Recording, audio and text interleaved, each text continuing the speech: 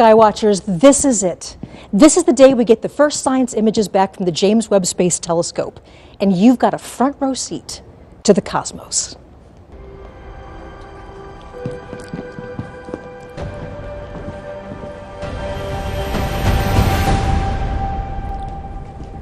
I'm Michelle Thaller, your host for what can only be described as a celebration for everyone on Earth. So think about this. Light from the earliest days of the universe has been traveling to us for billions of years. Just over the last few weeks, we've captured some of that light with a telescope that sees the universe in an entirely new way. And today we share the very first results.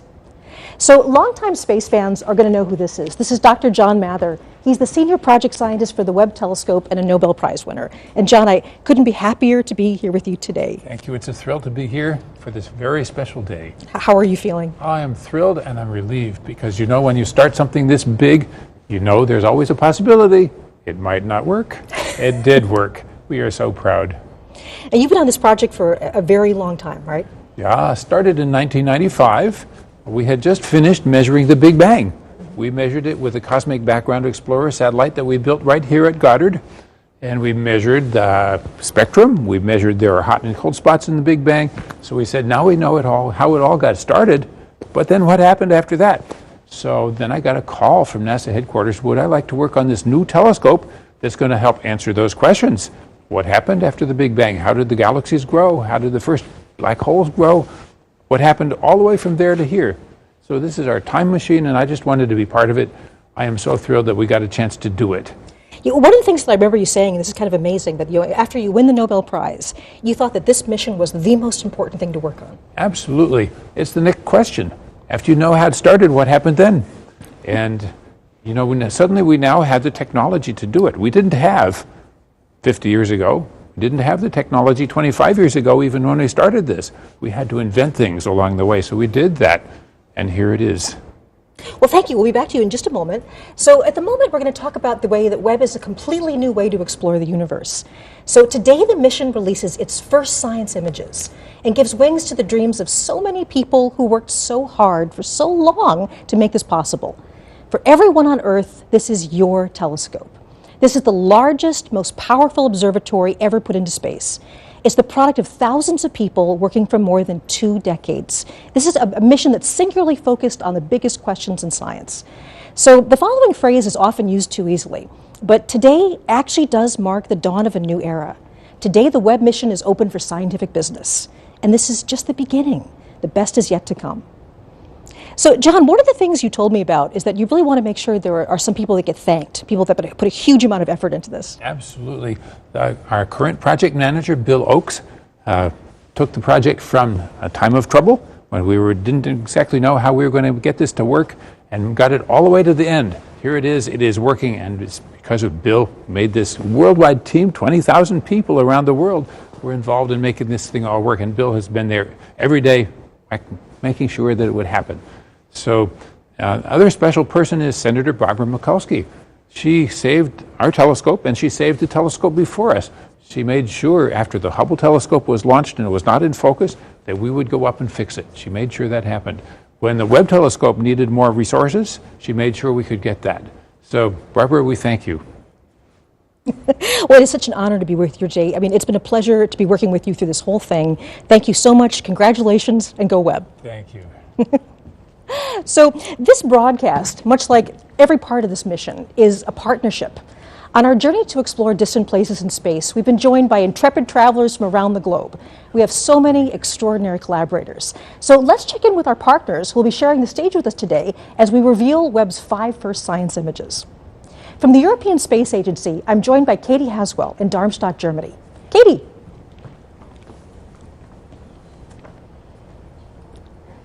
I see Katie in the background there. Also joining us from the Canadian Space Agency in Montreal, we have Natalie, Willett, and Sarah Gallagher. Bonjour. I see Katie in the background there. See them waving too. And so naturally, we're also going to be visiting the nerve center of this mission, the Space Telescope Science Institute on the campus of Johns Hopkins University in Baltimore, Maryland. And there we have Alex Lockwood and Carl Gordon, and they're going to give us updates and more. Good morning. Great. So we'll be back with our international partners shortly, where they'll each reveal one of the new images. But today we're also going to be joined by millions of science fans from around the world. Many are gathered at watch parties just for this event. So here we are really going international. So I'm beginning with Bhopal, India. Do we have a signal from Bhopal? Yes. Excellent. Welcome to NASA. Hello, everybody there. Wonderful to be talking to you today, all the way in India.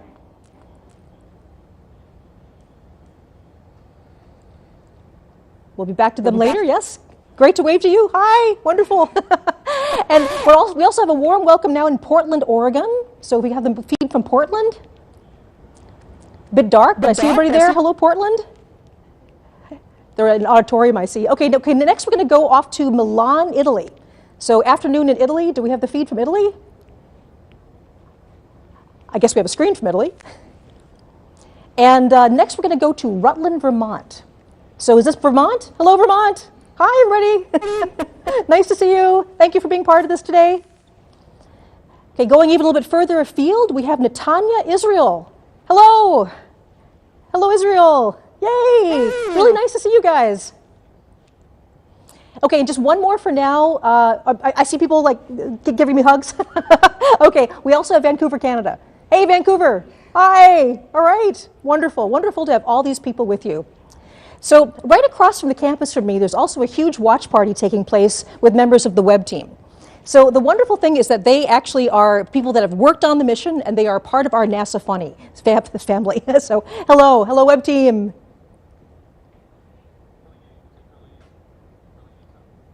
There they are. Yes. A lot of people I recognize there. So it's incredibly important to me personally, and also to all of us at NASA, that the universe belongs to everyone. And we are thrilled to share this day with fans everywhere around the world. We'll say hello to some more later in our broadcast. So now it's time to start the main event.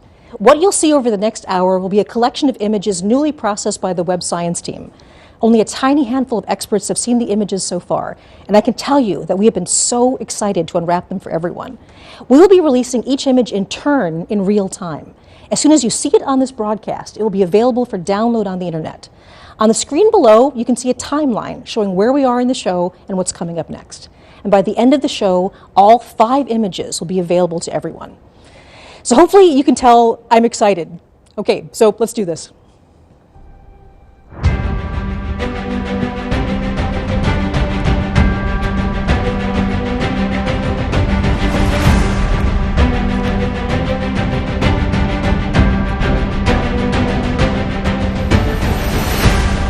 Okay, we're going to release the first image right here at NASA Goddard Space Flight Center, Maryland, and we're just outside of Washington, D.C.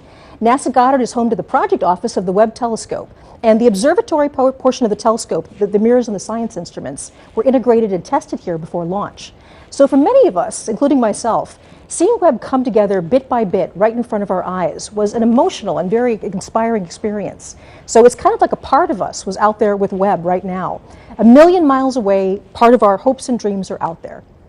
So I'm joined now by Jane Rigby, the operations project scientist for the Webb mission. And she's a familiar face for people who've been following this before, so welcome, Jane. Hi, Michelle. Okay, so Jane, you not only get the honor of revealing the first image, but this actually got a little bit of a sneak preview. I understand there was a very select audience who's already seen the image.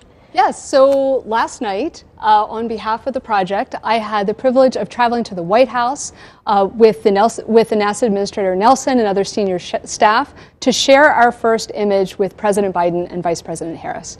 And it was really fun. Oh my gosh. They really geeked out. We had a closed-door session where we got to walk through all the images and just share the excitement, and they were so thrilled, and they got the profundity of what we're seeing. And so now we're gonna let's do it. Okay, we've got the whole world watching. Are you ready to put the first image up? Oh, let's do it. Absolutely. All right, here we go. Okay, so the first image is a deep field, and it's also a deep field with a cluster. So why don't we walk through this just a little bit? So if we come up and look at this image, first of all, it's really gorgeous, and it's teeming with galaxies. And that's something that has been true for every image we've gotten with Webb. We can't take blank sky. Everywhere we look, there's galaxies everywhere. And so, this image, as we're looking at it, what we're seeing is not just all the galaxies, but there's a cluster here. And so the cluster are all these white, kind of ethereal galaxies. We're seeing them as they looked back in time. right? The speed of light is only so fast. And so as we're seeing distant galaxies out in space, we're seeing them as they looked billions of years ago. So these cluster galaxies, the white ones, we're seeing as they looked about the time the sun and the Earth formed. And then behind the cluster, we have the gravity of the cluster is distorting and warping our view of what's behind.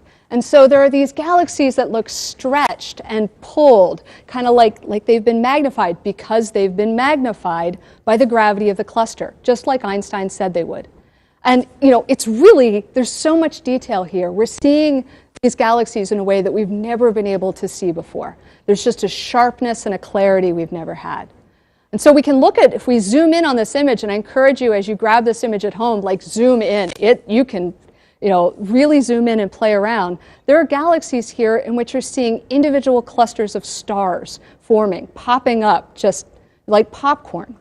And then we also see in the background of this image, kind of littered like jewels all over the back of the image are these faint red galaxies. Now, that was what we built the telescope to do.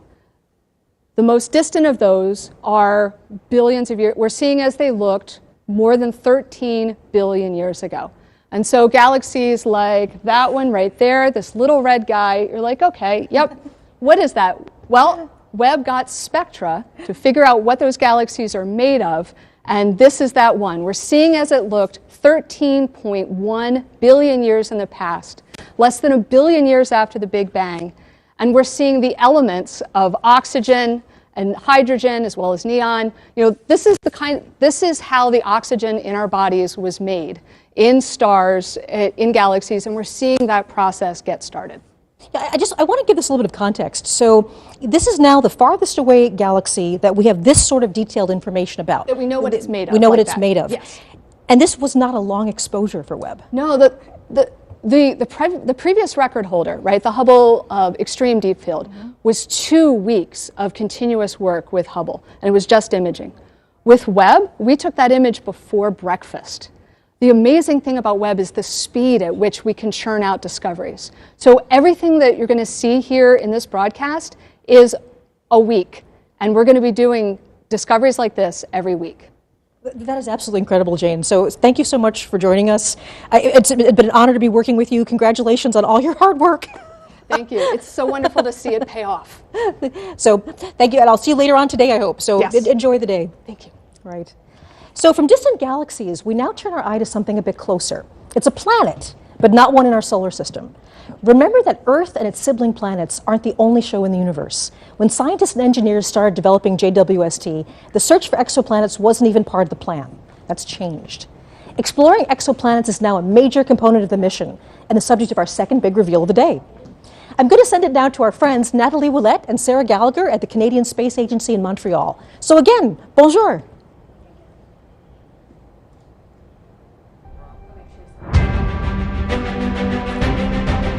I guess we're having a little...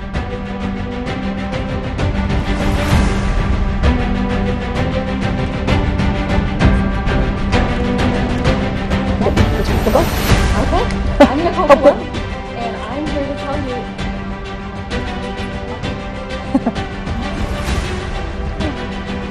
you... Sorry for the brief pause there. We're now going over to Canada.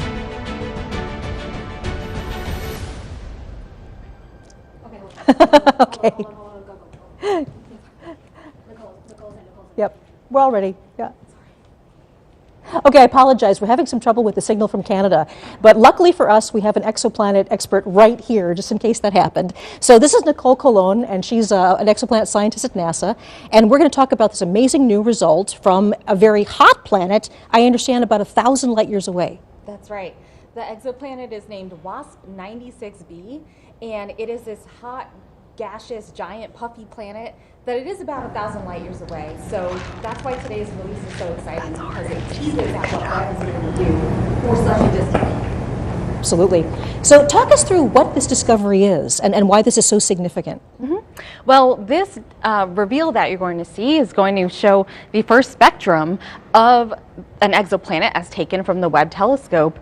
And this is exciting because it covers infrared wavelengths of light that we have not had access to before. So we've been able to use other telescopes to explore exoplanet atmospheres in the infrared, but not to this level of detail. And this is just one sliver of data that Webb is providing us using the nearest instrument specifically. And there's something about infrared that is actually particularly good for the spectrum. So in this case, what we're doing is we're actually going to take the light and break it up into a rainbow and look very, very carefully at how much color is coming in each part of the spectrum. So I believe we have that image, if we can put that up. Okay, yes, I believe we're revealing the spectrum right here. So we now have our spectrum, and this is exactly what you're seeing. As you just described with spectroscopy, what we did was we observed a transit of an exoplanet. We observed the planet as it passed in front of the star. Now, mind you, this is not a direct image. This is an indirect image. So we've seen the effect of what happens when the planet and its atmosphere passes in front of the star. The starlight filters through the atmosphere, and then you can break that down into wavelengths of light, and you get a bunch of what looks like bumps and wiggles to some people, but it's actually full of information content. So you're actually seeing bumps and wiggles that indicate the presence of water vapor in the atmosphere of this exoplanet. So we have the spectrum up here. Is there anything you'd like to highlight particularly? Yeah, absolutely. So we have several features marked here. So I call them features. They're these, what I just referred to as bumps and wiggles. But what you're seeing here is a telltale signature, the chemical fingerprint of water vapor in these atmospheres, in the atmosphere of this specific exoplanet. And the other thing we can tell actually is that there's evidence of clouds and hazes because the water features are not quite as large as we predicted. So we can take that and infer that there are presence of clouds and hazes. Right. Now, one thing that we really want to make sure people understand is with this particular planet, this is a hot world. It's actually closer to its star than Mercury is to our sun. And so we're not looking at liquid water here, but we're looking instead at sort of steam, water vapor. Yes, this is an exoplanet. It's about the size of Jupiter, about half the mass of Jupiter.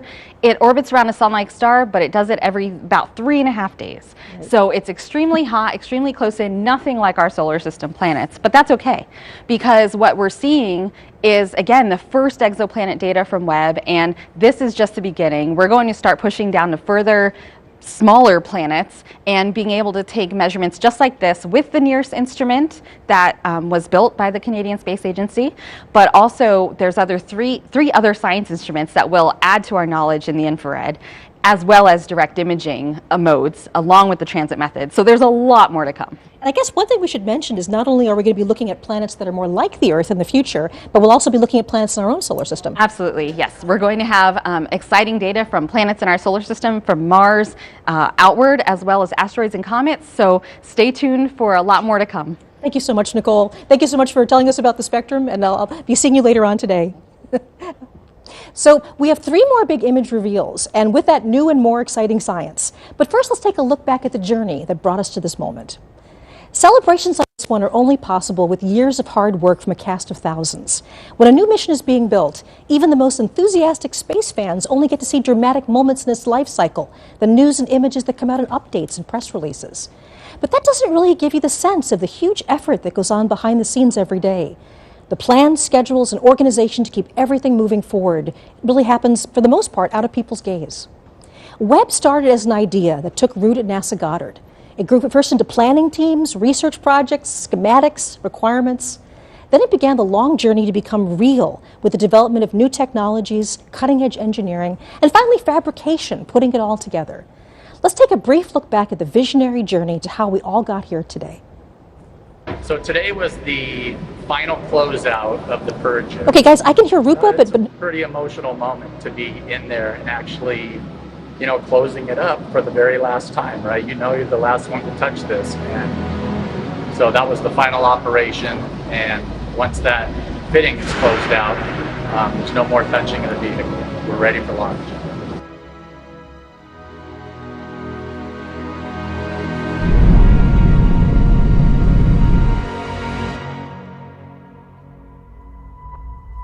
The James Webb Space Telescope. Born from the desires of astronomers, achieved with newly invented technology, is the culmination of 20 years of work.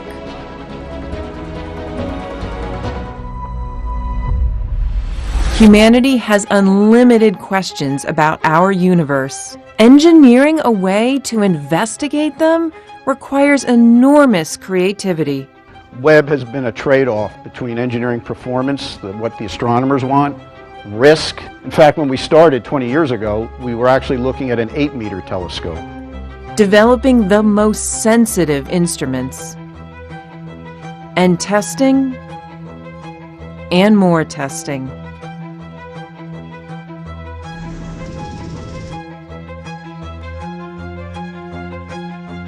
And so you don't want to build one that's just incrementally better than what you've got. Because if that's the case, you would just observe longer on the telescope that you already got. And so every time NASA builds a new astrophysics mission, a new telescope, it needs to be way more sensitive, way more capable than anything we've ever built before. We all got together in that conference room and we played real time as the images came down from the spacecraft, the very first diffraction limited images ever obtained with Webb. And what we collectively saw as a group was the highest resolution infrared image taken from space ever. If you're just joining us, I'm Michelle Fowler at NASA's Goddard Space Flight Center, and you are watching live coverage of the release of the first science images from the James Webb Space Telescope. So it's appropriate now that I send the broadcast to our colleagues and friends at the Space Telescope Science Institute in Baltimore. That's the scientific nerd center of the entire Webb mission. So hello, good morning, Alex. The show is yours. Hey, Michelle. Welcome to the Space Telescope Science Institute. I'm Alex Lockwood, and I'm here with Carl Gordon, who is an astronomer and one of the key people in delivering the images that you're going to see here today. But actually, before we get into the amazing images, we're going to talk a little bit about where we are. We're standing here outside of the Mission Operations Center, which is the key central hub for Webb. For the past 6 months, scientists and engineers have been working 24/7 since they took control of the telescope 30 minutes after launch to prepare for today and for the amazing science to come.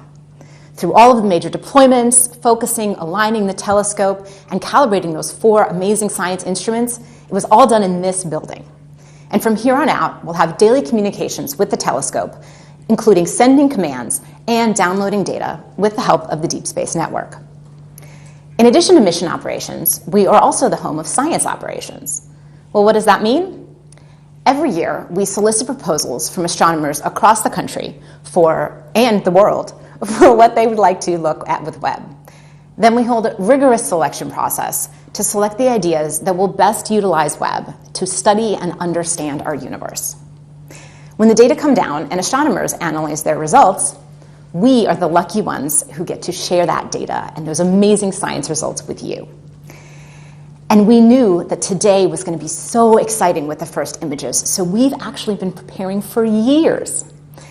Here is Klaus Pontoppidan, project scientist for Webb and the technical lead for the first images, it's been a year to tell you about the process of the past few years of selecting my first email targets. related to the first images was back from 2016. So back then, a committee was created, and this committee was charged with coming up with a long list of targets for the first images. And the reason for that is that the observatory can't see the entire sky at any given time. And this is because you want to avoid the mirror seeing direct sunlight to keep it cold. And it actually had to be quite a long list. We ended up with about 70 targets, from which we had to select only a handful. What would create the most beautiful images, what would highlight the instruments, the different 4 science instruments for Webb, and what would highlight the 4 major science themes for Webb. And it's a celebration as well of the beginning of science observations. And we knew that selecting the images was just the beginning, that we would need a trained eye to take these exquisite data and pull out the beauty and the science potential. So here's Jody Pasquale and Elisa Pagan to tell you about how they processed these beautiful images.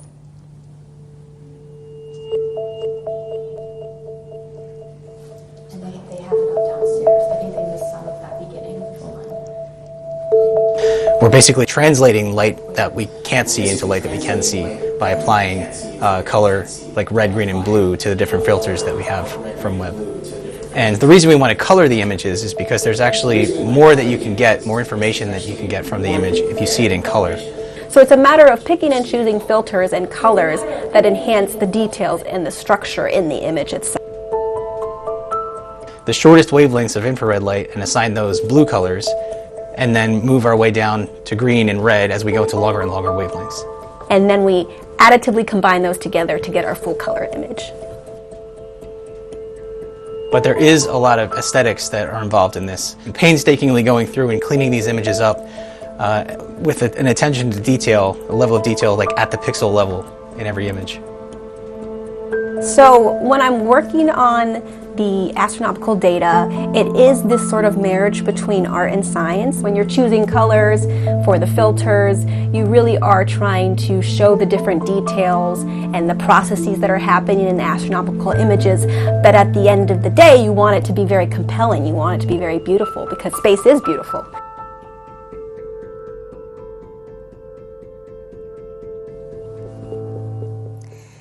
And after those images were processed, there was a select few of us, very lucky few of us, who got to see the first images. Because it's downscaled by a factor of 4, so it's just to make it a little more handy, so it's actually higher resolution. So we have a team of about 30 people who are producing these images, and we feel incredibly privileged to be the ones who are the first to see these science-like images. When we saw the first data come down of real targets, people were speechless and there were emotions, because we could see how amazing this observatory will be. The detail, the sharpness, the depth. And when we saw the first color images, we knew that we had a winner. And now, we are ready to see Webb's first image of a star dying, a planetary nebula called the Southern Ring. Let's do it.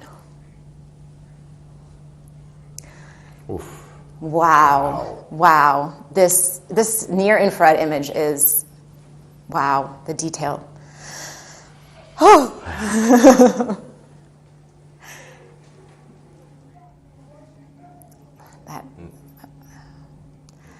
Wow, okay, well, here we are. We have a near-infrared image on our left, or on maybe your right.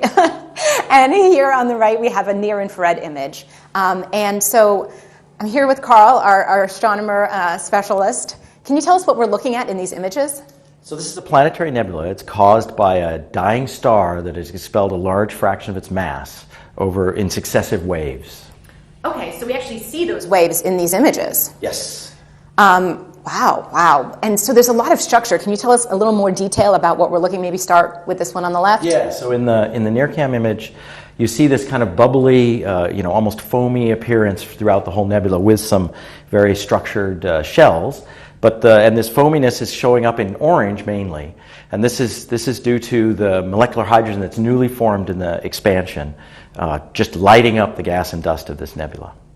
And then as we move inward, you see this kind of very blue haze in the inner region. And this is actually due to very hot ionized gas that emits well in the blue that's heated by the core, the leftover very hot core of this star.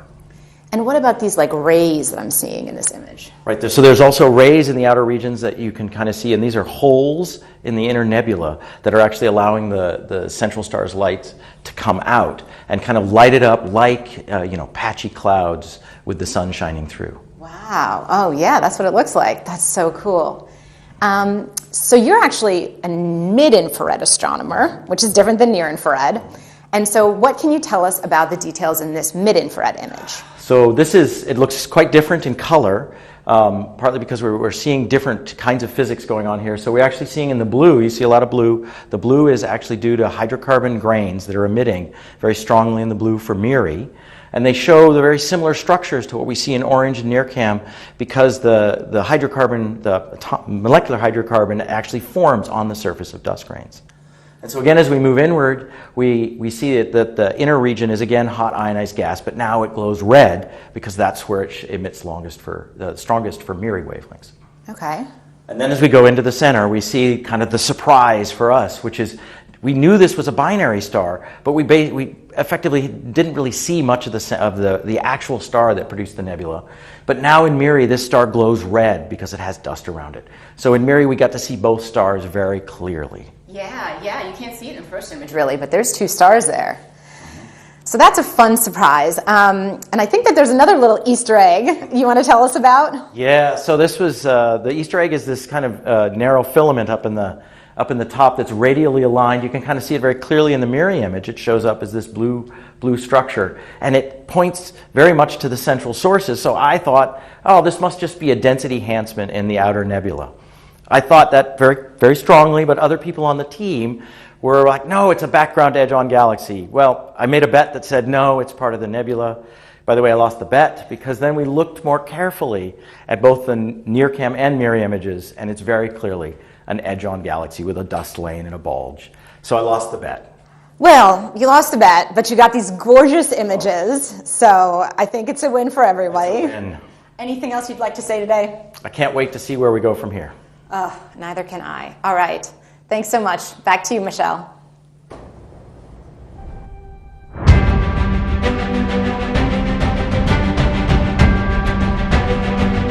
Thank you, Alex and Carl. And I have to say that image is absolutely spectacular. So as you know, people from all over the world are watching us today and joining in our excitement as we release Webb's first science images. We've been checking in with our colleagues in Europe and Canada throughout the program, but we also want to take a moment to include the people at the so many viewing parties scattered around the world like stars in the night sky. So let's check in with some of them now. First, we go all the way to Perth, Australia. Do we have a signal from Perth? I guess nothing from Perth right now. Maybe we have some of our other feeds. We're going to check in with them right now. Do we have Winnipeg, Canada? Oh, there it is. There's Australia. There's Perth. Hey, waving to Perth, Australia. Thank you so much for joining us today. And next we're going to Winnipeg, Canada. Hello, Winnipeg.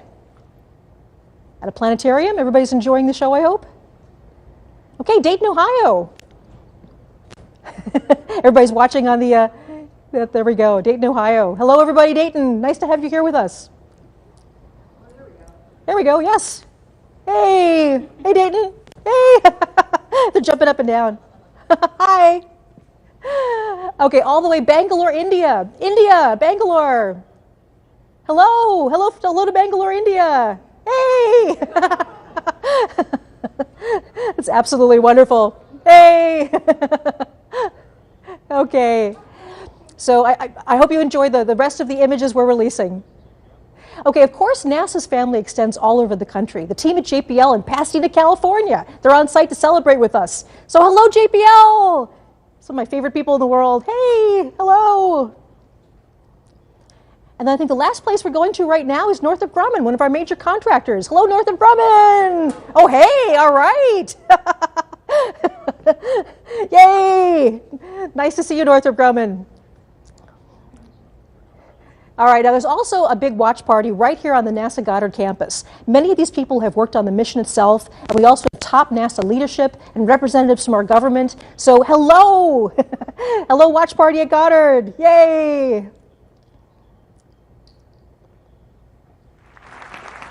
Okay, wonderful. So, at NASA, we are so fortunate to have all of these friends and colleagues around the globe. A major partner in the Webb mission is the European Space Agency.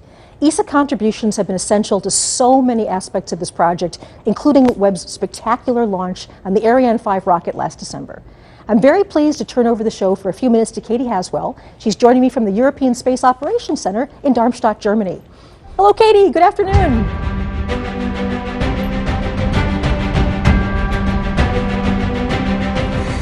Thanks, Michelle. Thank you, Michelle, and welcome to Germany. We're at the European Space Agency. I'm still getting all kinds of IFB from lots of center. And it's where the teams effectively fly the satellites. They're a little bit of a cross between air traffic controllers and pilots. We have lots of different control rooms here. This is the main control room, and as you can see today, it's not in use, so we've been lucky enough to move in here for today. I have two very special experts with me, both scientists from the European Space Agency. Giovanna Giardino is a near-spec scientist. Giovanna has been working on that for many years and lots to tell us about that. And Mark McCaughrean is a special advisor for space, for science and exploration. These two guys have been working on the Webb Space Telescope for a long time, so we're very grateful to have you with us. Thanks, folks. Great to be here. Pleasure. We are excited to reveal our image with you. But before we do that, we thought we'd give you a little bit of background, because we've come here today because these guys were the first ones to pick up the signal during the Webb launch, when Webb first launched. They run a system called S-Track, which is NASA's deep space tracking system, and they were listening out when Webb called home. And the controllers here have been looking after a whole very, very impressive list of missions since 1968. ESA has played a very, very important role during the Webb for the Webb Space Telescope. They provided the launch on board the awesome Ariane 5 launch vehicle from the Guiana Space Center. The atmosphere in the Mission Control Center was electric, I can tell you. I was there.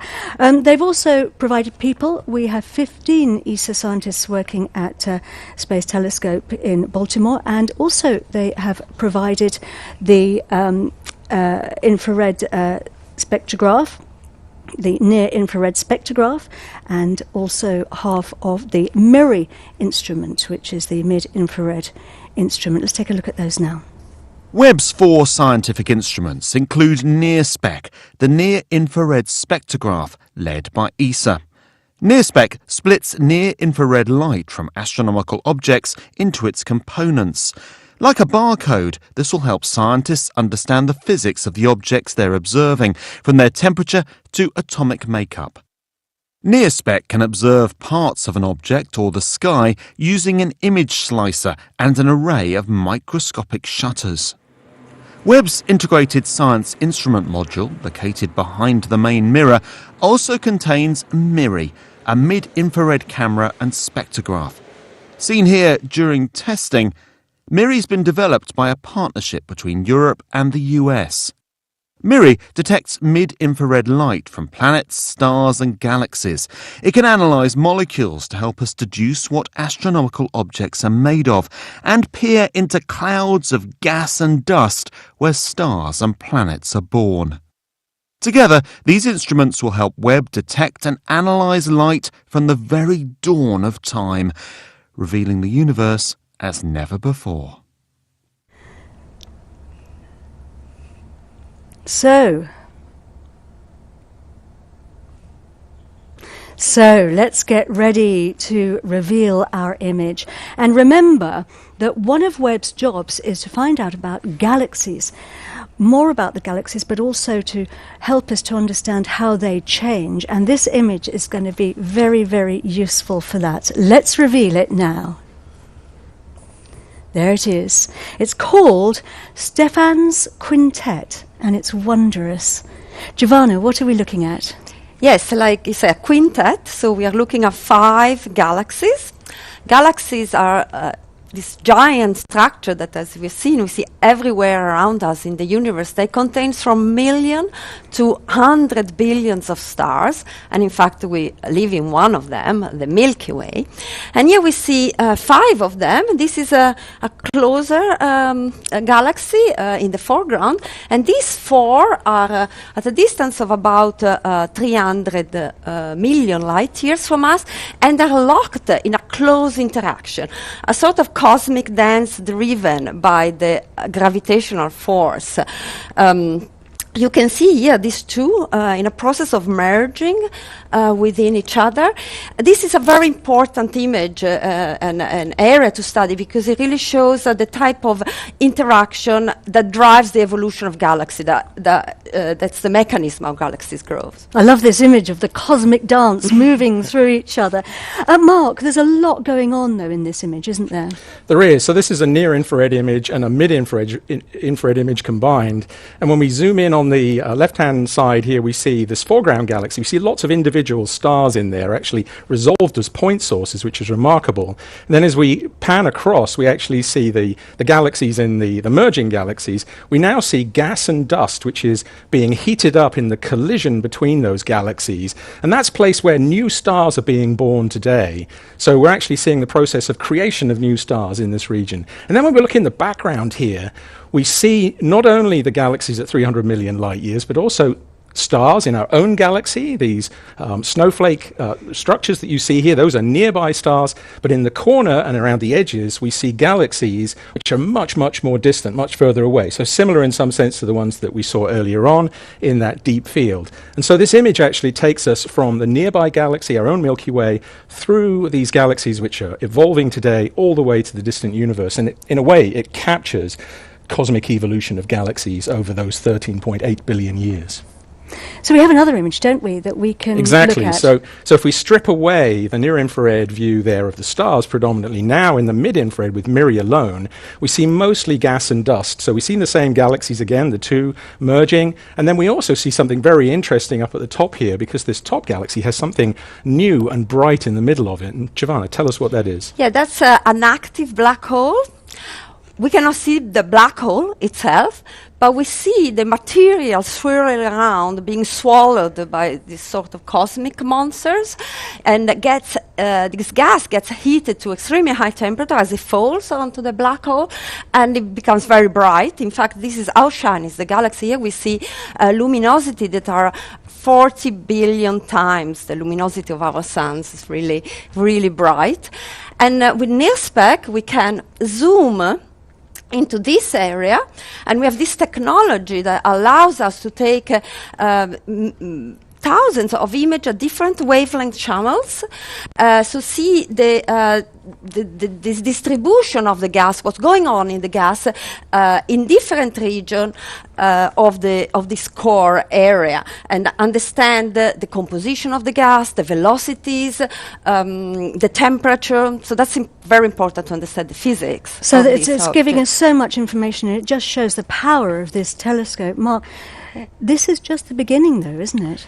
I think that's a very important takeaway from today. You know, these are like pictures just taken over a period of 5 days, and every 5 days we're getting more data, which will contribute more in that direction. It's a culmination of decades of work, but it's just the beginning of decades. And you know what we've seen today with these images is essentially that we're ready now. This telescope is working fantastically well, and you know, to borrow a phrase from a famous rock musician, you know, we're ready to turn this telescope up to 11. It really is time. It's fantastic. Thank you very much indeed, both of you. Back to you, Michelle.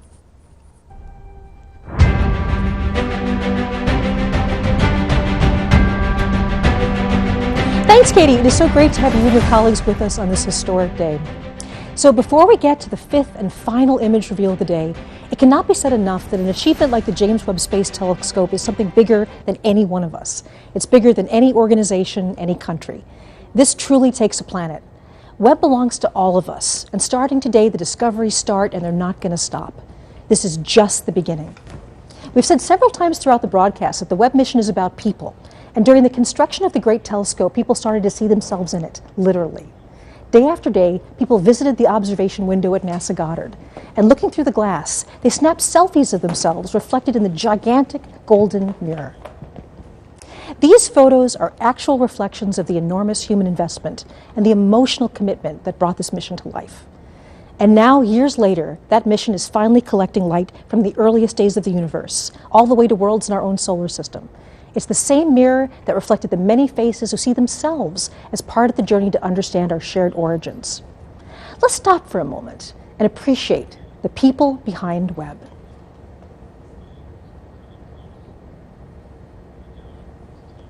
Okay, it's time now for the last image to be revealed. Here we go.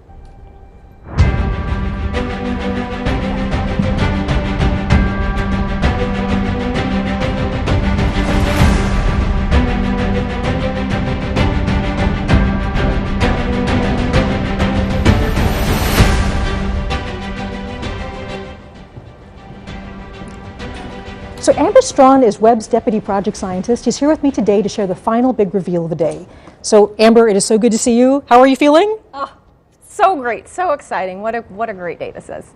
Yes, so one of the things that we're going to do is before we get to the final image, the James Webb Space Telescope has taken us all over the universe today. So let's do a quick review of where we've been so far. So Jane Rigby got us rolling today with an extraordinary new deep field image, showing us one of the farthest views of the universe ever. Yeah, this image really does demonstrate that JWST can do exactly what we've designed it to do. Yes. And the Canadian Space Agency then took us to the massive planet WASP 96b, where the team has detected evidence of atmospheric water. And here again, we're seeing the incredible efficiency of this observatory. We're able to do these kind of measurements in a fraction of the time that we're able to before. And then we zipped up the road from NASA Goddard to the Space Telescope Science Institute, where Alex and Carl showed us the exquisite Southern Ring Nebula, a mixing bowl of stellar matter around a pair of dying stars. Yeah, and I'm just blown away by the level of detail we can see, like in the outer part of this nebula. It's incredible. Wow. Okay. After that, it was off to Germany, where the European Space Agency wowed us with pictures of galaxies interacting and mixing together. Right, and this image, again, it's incredible because it's showing us one of these fundamental processes of the universe, how galaxies merge together, and we're able to learn about these processes in a brand new way. So the Webb team has a lot to cheer about right now. So across the campus, there's this big watch party, and we can feel the excitement all the way from over here. So let's join that celebration now. We're back with Senior Project Scientist John Mather, along with the head of NASA's Science Mission Directorate, Thomas Zurbuchen. Hello.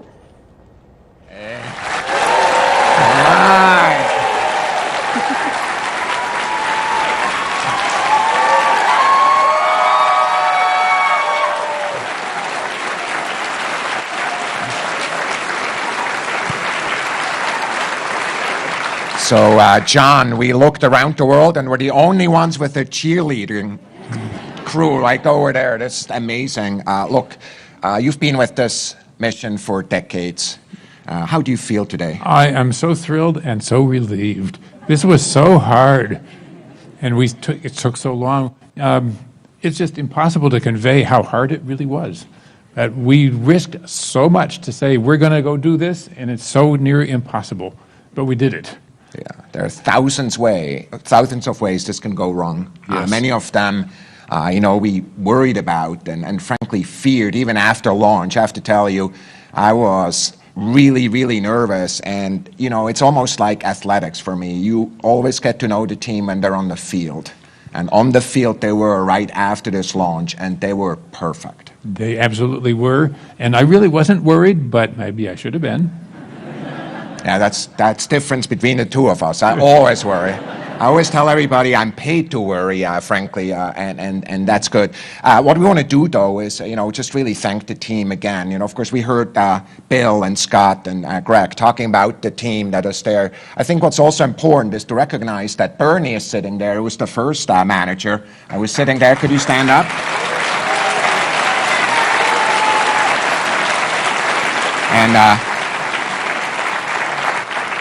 And I want to mention that Phil Sabelhaus, who is a manager also during that time, is no longer with us, but his heart is with us today. Yeah. I have to tell you, John, after each one of these milestones, I called a lot of people. I called Bernie, for example, and I called people at my job and people who are administrators, because there's many of them. And I just wonder how you feel about the team. Just give you the word here. I am just so thrilled that we had a privilege to assemble such a brilliant team. We drew from the best of the best, and here we are. So my extreme deep thanks go to all the people who built that team, not only to Bernie, who started us and helped us build up all the technology, to Phil, who made sure we would have a plan, and then when we didn't have quite enough money, to Bill, who pulled it all together and made it get all the way to the end. I am so thrilled that we had so much talent to draw on, and here we are. We have the support of the country and the world to take on this immense challenge.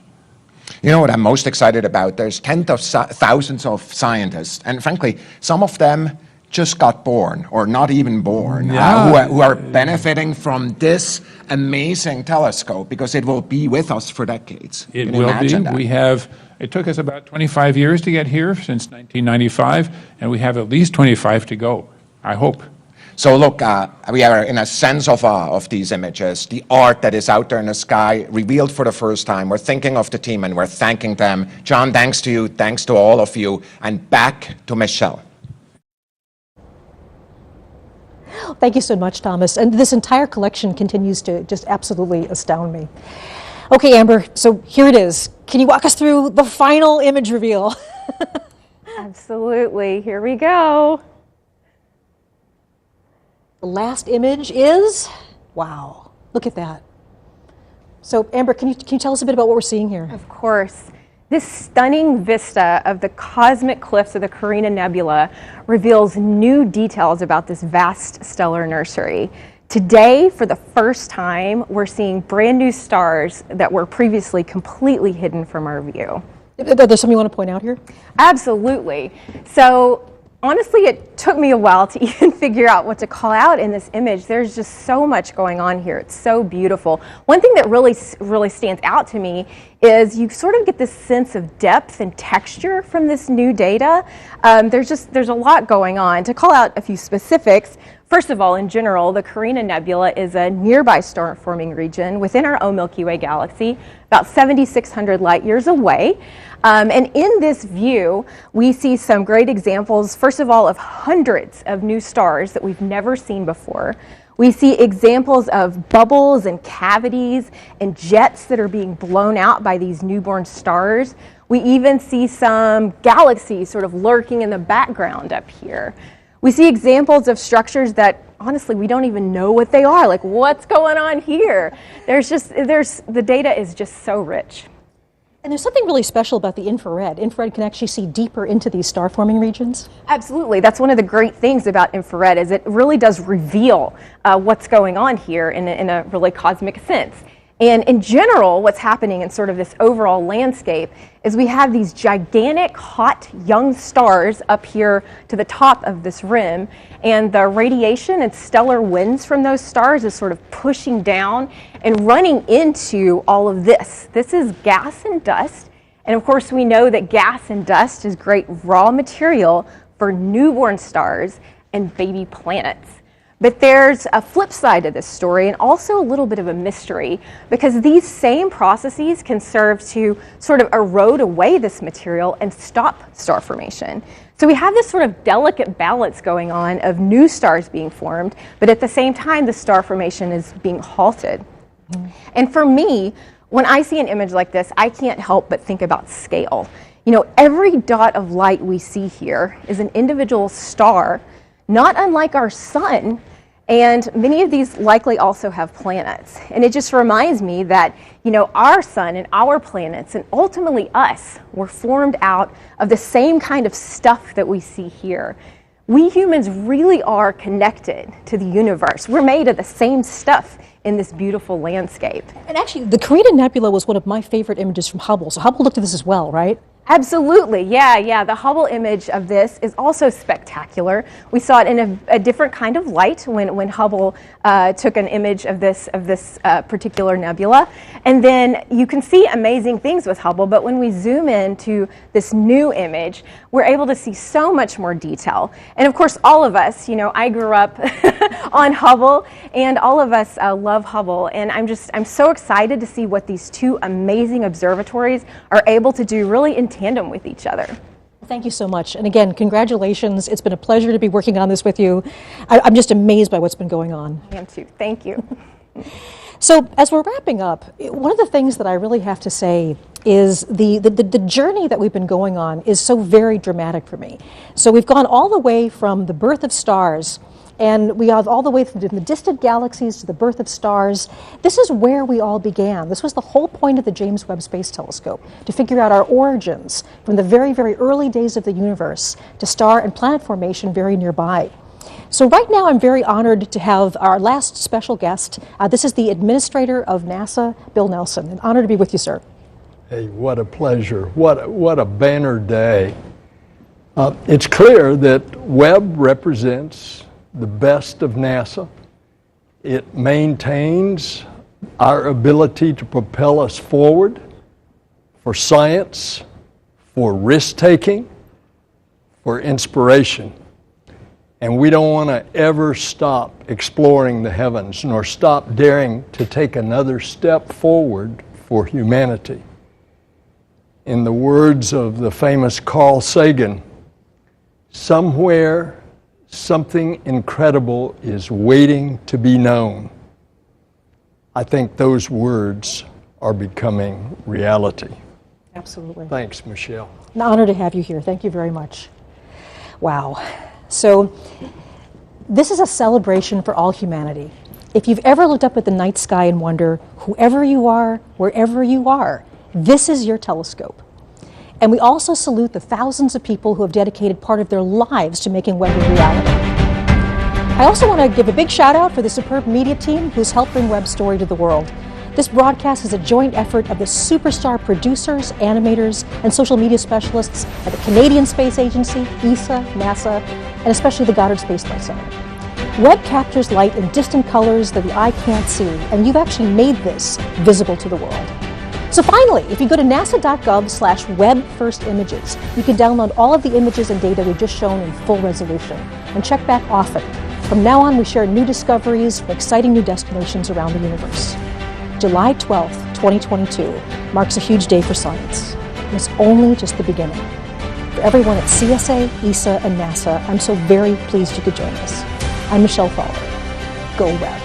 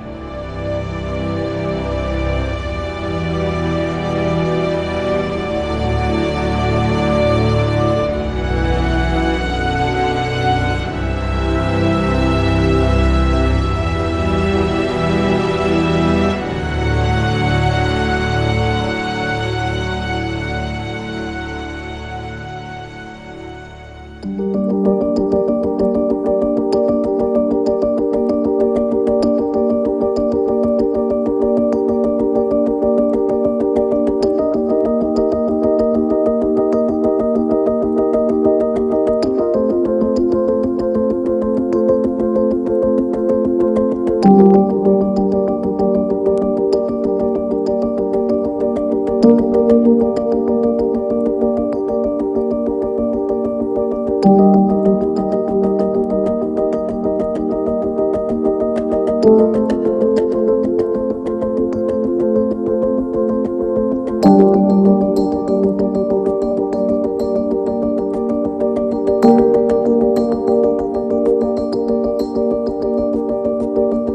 you.